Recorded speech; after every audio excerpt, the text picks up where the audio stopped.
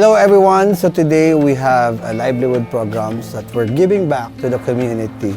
So we're here in Pasay City and we're going to do a livelihood program. Magtuturo po kami, me and my team of Jing Moniz Salon and Jing Moniz Academy will be teaching how to cut hair sa isang community dito po sa Epifanio de los Santos sa Pasay City. We together with Pasay Council, si Miss Tess. So, samahan niyo ako.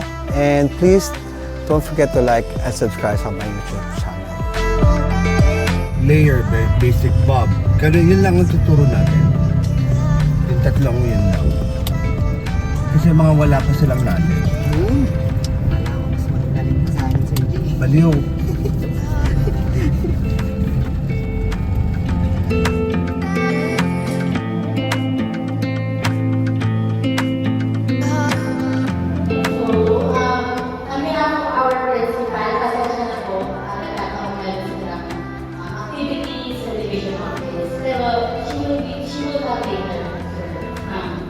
Okay, may Teresita C. Robles and Sir Jing Moniz. Okay, and to start, to give us a short message, please welcome the Rotary Club of Makati Gems Unite for Food President, Mr. Teresita Robles. Round of applause. Thank you po, Miss Alma. Pasensya na, hindi na natagalog kung gusto. It is with great pleasure to welcome you all. Today's training is designed to provide you with valuable insights and practical skills to start your own business or a small salon in your home. Today's session aims to equip you with knowledge and tools needed to excel in hair styling.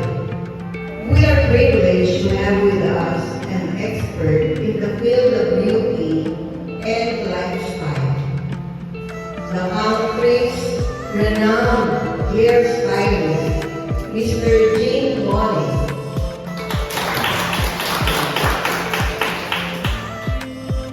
He is the owner of several Jing Moniz Salon and Jing Moniz Academy. His expertise and passion has elevated the standard of styling globally competitive. Before we begin, I would like to extend my heartfelt gratitude to our organizing team, the Epifanio de los Santos Elementary School, headed by our principal, Garnet Leofe, for letting us use this venue and inviting the participants. Without further ado, let us begin our training session. Please join me in welcoming Jing Moniz and his team. Thank you, and let us have a productive and meaningful and enjoyable day. Mabuhay! Can now give a little description for our facilitator. He's one of the Philippines' most respected hairstylists, known for his creativity, skill, and excellence in the beauty industry. With his talent, humility, and passion for giving back, he continues to inspire many people, both in the beauty industry and beyond. Ladies and gentlemen, our skilled trainer for today, let us give him a round of applause, Mr. Jing Moniz. Well, magandang umaga po sa inyo lahat. Ako si Jing Moniz, ako isang batang Pasay, taga-Barangay 51. So, dito po ako lumaki. Actually, dito po ako nag-aral ng elementary. Dito ako nag-graduate ng elementary. Nag-graduate ako ng Jose Avanzan sa Arellano High School. Hanggang ngayon, nandito pa rin po yung pamilya ko. Hanggang ngayon, dito pa rin po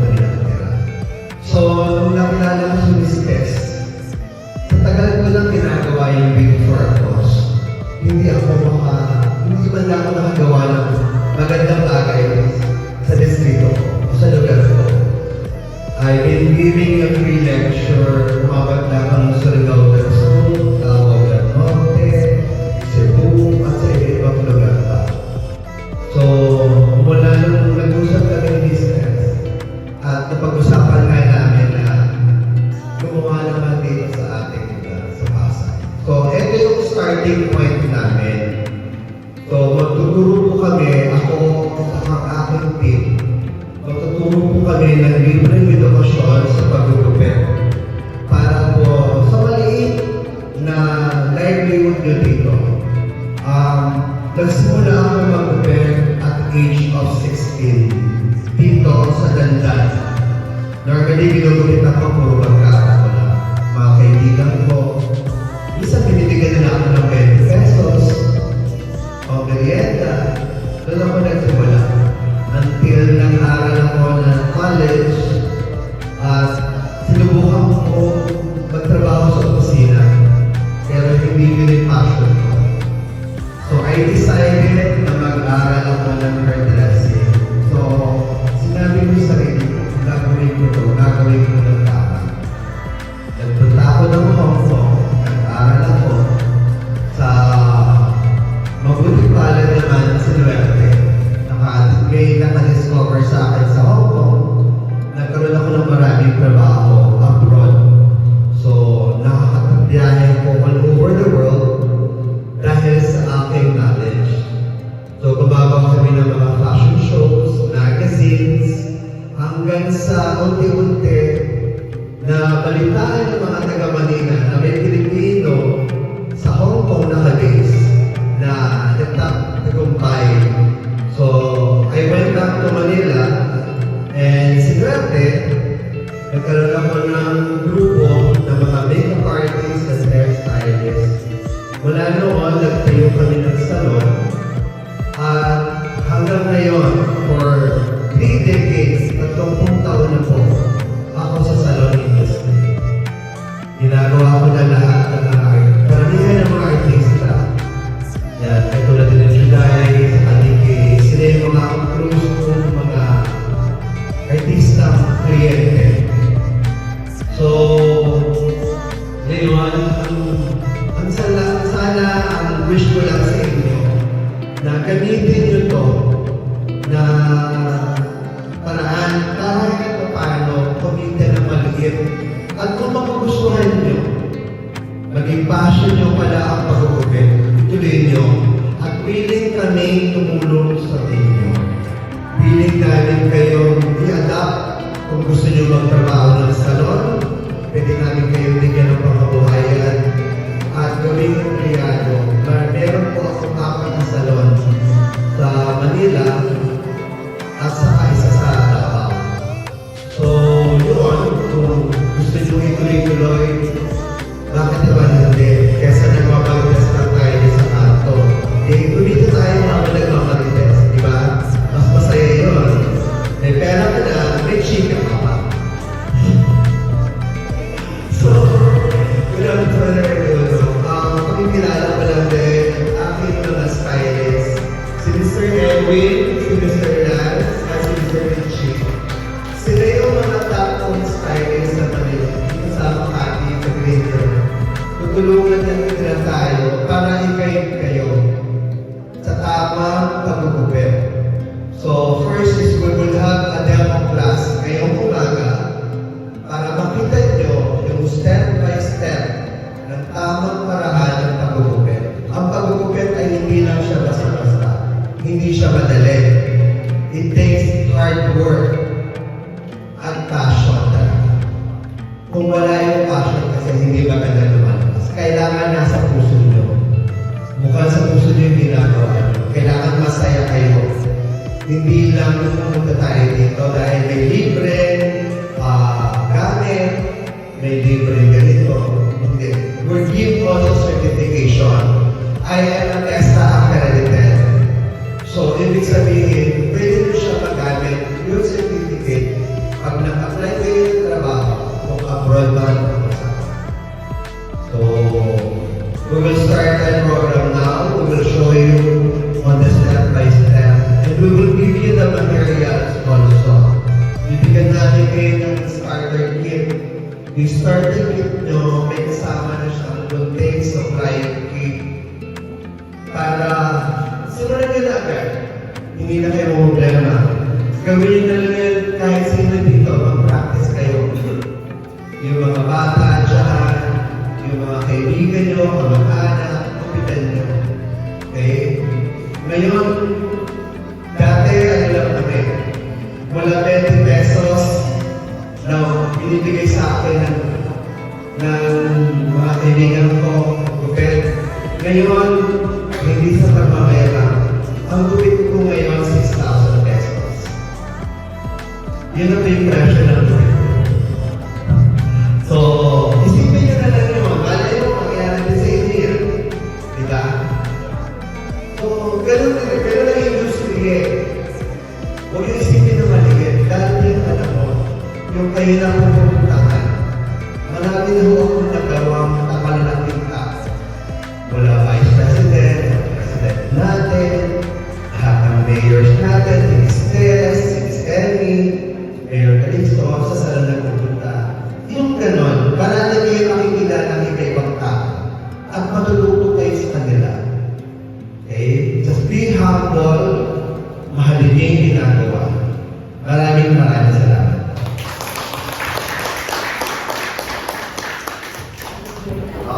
We'll do basic bump, which is in diretso lang. Hindi siya madali. Bump is pinakamahirap na movement. Si Sir Edwin ay matagalan sa akin. Ilan years na lang? 8 years lang. And then si Mr. Lance, ilan years ka na sa nun? More than 10. More than 10 years. So, lahat kami nagsimula sa mababang posisyon. So, we will do a one length. Ibig sabihin, pantay.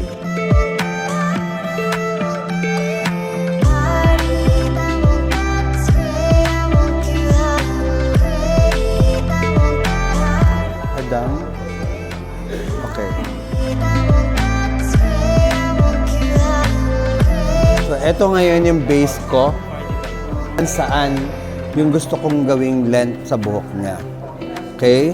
Importante also is alamin nyo yung shape ng ulo ng kliyente. Ang ulo natin hindi pantay. May flat ang likod, may flat on side. Okay? So, kailangan alam mo yon para alam mo kung saan mo dadayain yung gupit niya. So, ang right way is client head down. Okay?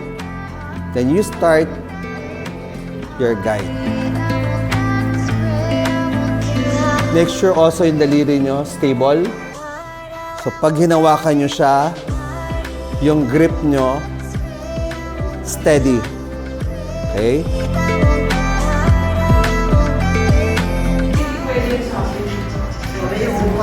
Okay, baby, before and after na,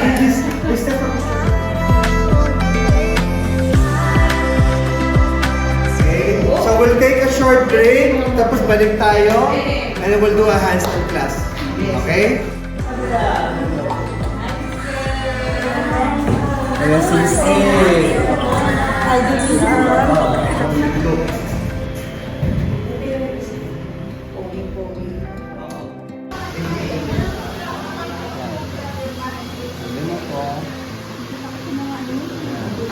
Ganun mo lang. Bukas sa kapila yun ang sulit mo.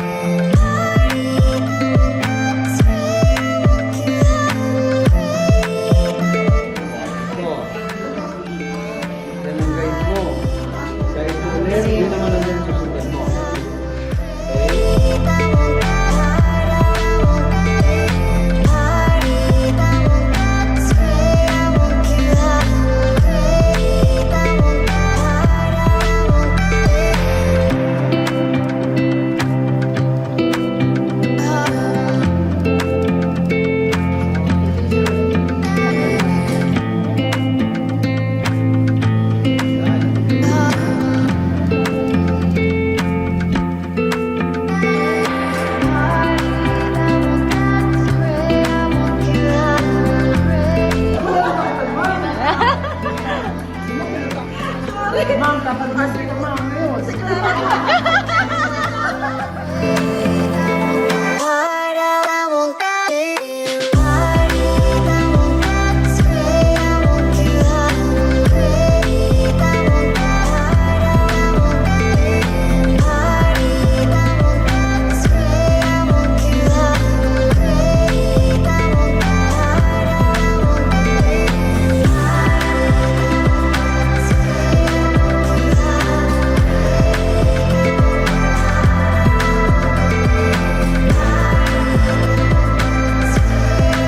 There you go. So it's a long day for us, and I hope you enjoy, and I hope we help the community here in Pasay City. And we hope to reach out in other community also and help them if they want to learn how to cut hair or do other things for the salon. So don't forget to like, comment, and subscribe. See you guys in the next video. Bye!